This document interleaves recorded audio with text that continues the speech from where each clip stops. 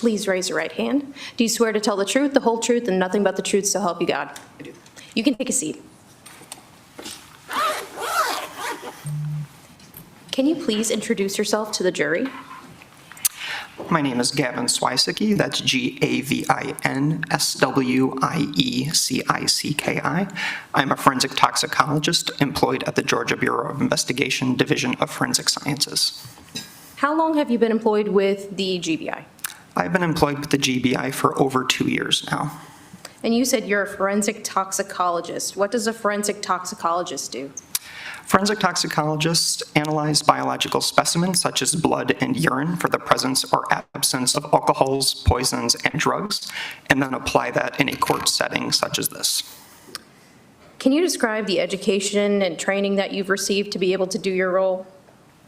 In order to perform my role, I have gone through education in college, where I earned a Bachelor of Science degree in biochemistry. Furthermore, through the GBI, I have received additional training specifically in toxicology for proper evidence handling, the testing of evidence, our instrumentation, and the pharmacology of alcohol, in addition to other methods used to perform the analysis. Since starting at the GBI about 2 years ago, how many cases would you say that you have been requested to test some sort of bodily substance? Since starting at the GBI, I have tested over 2,000 specimens. What kind of bodily substances can be tested for drugs or alcohol? When it comes to bodily fluids, we can test blood, we can test urine, we can test vitreous fluid, which is the fluid found in the eye. We can also test other biological fluids, like if fluids build up in the chest, we can test the chest fluid. And in addition to bodily fluids, we can also test solid biologicals such as livers.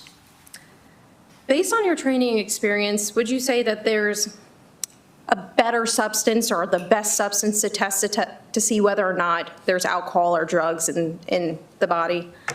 The best specimen to test would be blood. However, blood adjacent is also an appropriate next best option to test. Let's talk about your role in this case. How did you get involved? First, for this case, I was assigned to this case. When we receive cases at the lab, we then are assigned sets of cases, and this case just so happened to be in a set that I was assigned. Did you receive substances to be tested for alcohol or drugs? We did. What substances did you receive? For this case, we received, one second. We received samples of urine, vitreous, and chest cavity blood. Who did those substances belong to? They belonged to a James Barron. Do you know when those substances were collected? At this moment, I don't know exactly when they were collected. However, we received them on March 12th of 25 at the lab. So you received vitreous fluid, blood, and urine. Did you test all of those substances? I did not. I only tested a sample of the chest blood.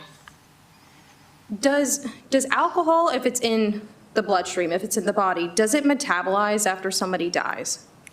Once someone has become deceased, the alcohol elimination from the body essentially stops. So when someone dies, when the blood is collected, that is a snapshot of what their alcohol level would have been at the time that they have deceased. So in this case, I guess you tested blood. Can you describe for the jury how you tested that blood to see if there was alcohol or drugs in the body?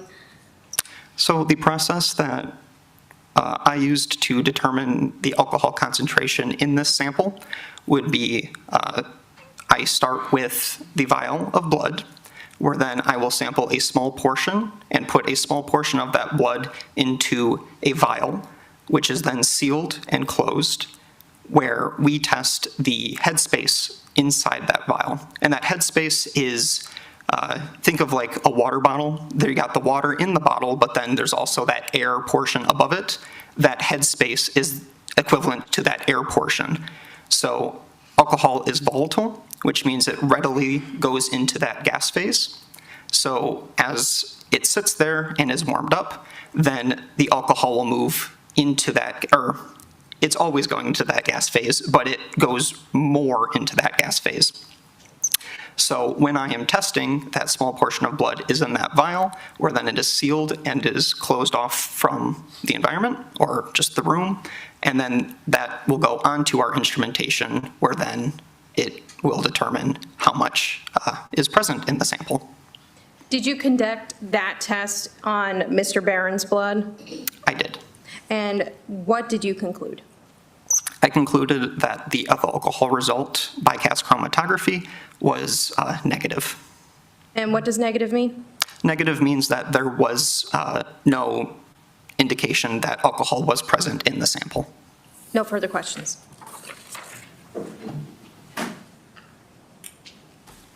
Morning. Good morning. Just a couple of questions about oxidization of alcohol. Is that the right term? Oxidation, yes. Oxidation.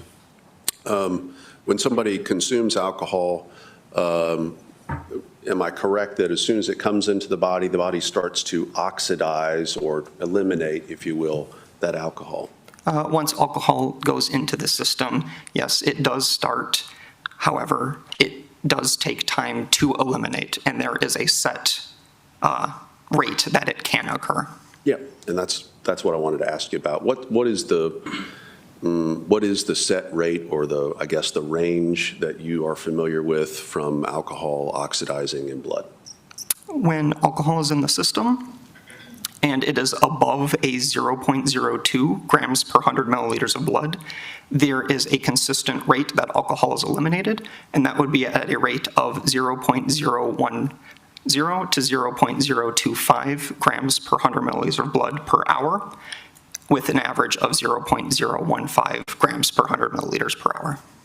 And most folks know about, DUIs have like a legal limit, that's like 0.08 or whatever, right? That's the legal limit? 0.08 grams, yes. And what you're saying is per hour, alcohol is going to leave the blood or be oxidized at 0.015 on average per hour. That would be correct, yes. Thank you. No further questions. Thank you for your testimony. You're excused.